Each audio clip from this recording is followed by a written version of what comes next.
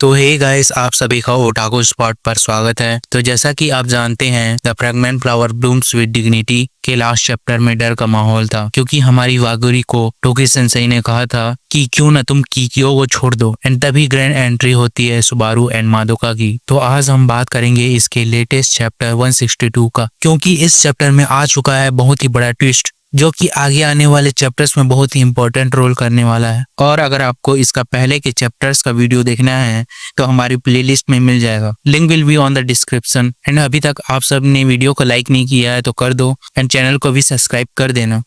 Chapter start होती है principal office के बाहर से, एंड सुबारू एंड मादोका ऑफिस के अंदर जा चुके हैं। फिर हमें दिखाया जाता है कि ऑफिस के बाहर आयु, सुजुका एंड चीसा दिखाई देती हैं। एंड सुजुका पूछती है कि अब हम क्या करें, वो दोनों तो अंदर चली गई है ना। फिर चीसा कहती है, मैंने तो सोचा भी नहीं था कि उसे प्रिंसिपल के ऑफिस बुलाया जाएगा। सुजुका कहती है, अगर हम अंदर गए तो हमारा भी आखिर में वही हाल होगा। आयुमी कहती है वो जा रही है क्योंकि मुझे भी एक कर्ज चुकाना है, दोनों वागुरी एंड उन लड़कों का। और तो और, अगर हम अब भी ना जाएं तो मैं वागुरी के दोस्त नहीं रह पाऊंगी। अगर तुम नहीं आना चाहती हो तो ठीक है, मैं तुम्हारे डरने की वजह समझ सकती हूँ।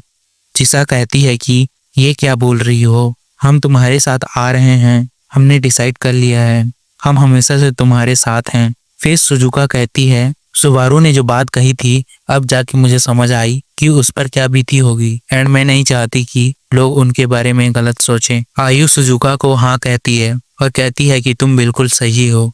फिर आगे हम देखते हैं कि सुबारू एंड मादोका के आने पे वागुरी एंड सारे के सारे टीचर शॉक हो गए हैं और उनसे पूछते हैं कि तुम यहाँ क्या कर रही हो।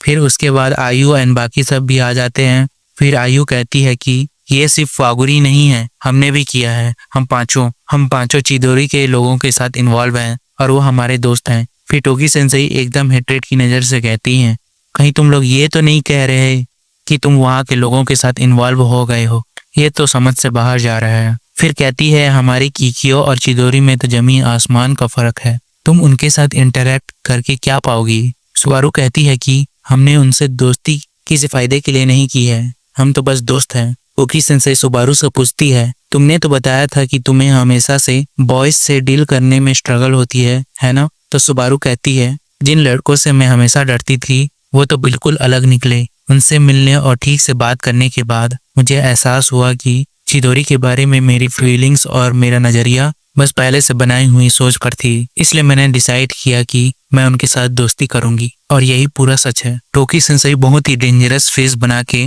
सुबारू का नाम लेती है। फिर मादोका कहती है कि वो बिल्कुल अलग निकले, जैसे तुमने हमारे दिमाग में भरा था कि वो लोग बस लड़ाई करने वाला बदमाश हैं, जो पढ़ाई में बहुत ही डम है और कभी कोशिश भी नहीं करते, बस मस्ती करते रहते हैं और फ्यूचर की फिक्र भी नहीं करते। तुम बस यही कहती रही कि वो बिल्कुल हमारे उल्टे हैं, पर जैसा कि पता चला वो लोग वैसे थे ही नहीं।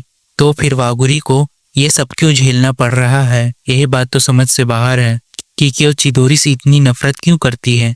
अगर तुम उन्हें सिर्फ गलतफहमी की वजह से नीचा दिखा रही हो तो मैं उनकी दोस्त होने के नाते ऐसा बिल्कुल नहीं होने दे सकती। तुम ये सब इसलिए कह रही हो क्योंकि तुमने उन्हें कभी अपनी आंखों से ठीक से देखा ही नहीं। फिर प्रिंसिपल टोकी सेंसेई को कहते हैं, अभी के लिए बस रुक जाइए प्लीज, मुझे लगता है कि ये सब तुम्हारे दिमाग पर असर कर रहा है। अगर तुम थोड़ी देर के लिए ब्रेक ले लो तो मैं अप्रिशिएट करूंगा, वरना तुम सिर्फ उन्हें और अपने आप को ही तकलीफ दोगी। फिर टोकी सेंसेई कहती है, मुझे माफ करना, फिर वहां से चली जाती है। फिर उनकी दूसरी टीचर कहती है कि हम चिदोरी से इसलिए नफरत करते हैं क्योंकि अगर हमारे रिश्ते में कोई दिक्कत नहीं होती तो हम इतने बड़े कदम नहीं उठाते। करीब 10 साल पहले कुछ ऐसा हुआ था, एक एक्सीडेंट जैसा, और उसे हम एक हादसे की तरह देखते हैं जिससे फिजिकल नुकसान हुआ था। ये सुन के सभी पांचों के होश उड़ जाते हैं और सब शॉक हो गए थे। फिर प्रिंसिपल कहता है, आज के लिए बस इतना ही, अब हम सब भी मूड में नहीं हैं, हम सब इसके बारे में किसी और दिन बात करेंगे। अगर हो सके तो प्लीज यहाँ जो भी हुआ था वो किसी और से मत कहना, हम सब सॉरी बोलते हैं। फिर हमें टोकी सेंसेई का सीन दिखाया जाता है जो कि वॉशरूम के अंदर है और प्रिंसिपल ऑफिस में जो हुआ उसको सोच रही थी, एंड उसका चेहरा बहुत ही डिप्रेस्ड एंड सैड दिखाया जाता है।